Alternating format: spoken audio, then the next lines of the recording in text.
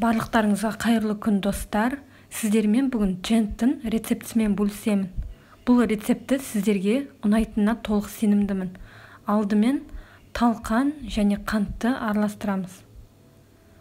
Содан соң ертілген сары майымызды құйып араластырамыз. 2 ас қасық бал араластырамыз.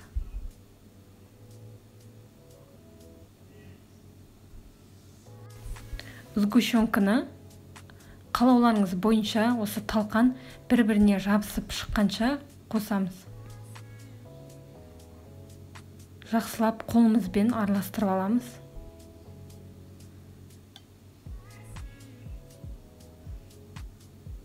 Міне осылай қолды қысқанда бір-біріне жабысып шығу қажет.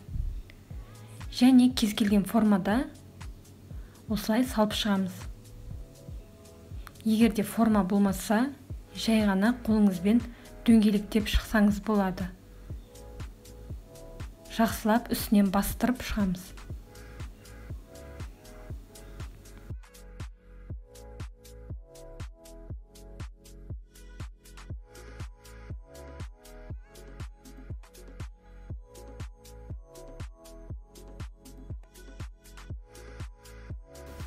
Міне осылай дайындалады. Барлық бөлігіне салып шықтым, және де үстінен қаттылап тағы да басып аламыз. Қалған бөлігін мен осылай дөңгелектеп дайындап жатырмын.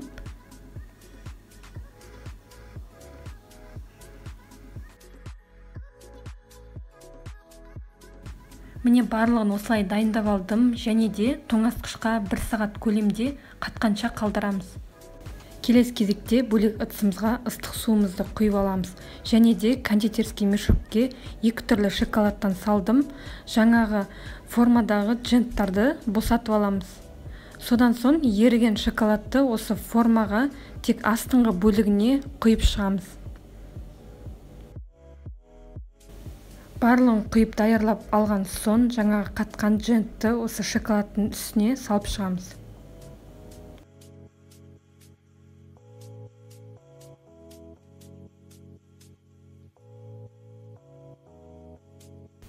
Шоколадты барлық бөлігіне құйып алған соң жаңағы қатып тұрған джентті үстіне салып қолымызбен бастырып шығамыз.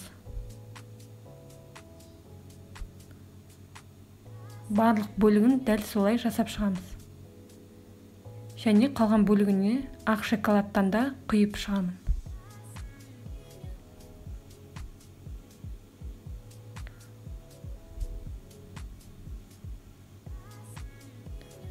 Джент дайындалу жолы өте оңай, әрі өте дәмді.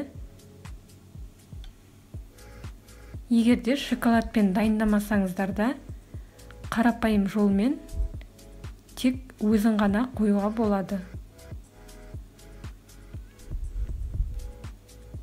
Екінші формаға да дәл солай салып шығамын.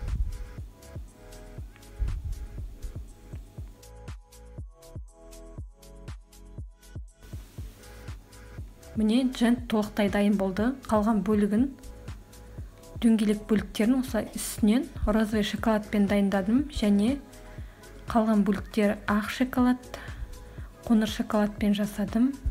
Өте әдемі болып шықты. Егер де рецептім ұнаса, каналға тіркеліп лайк басуды ұмытпаңыздар.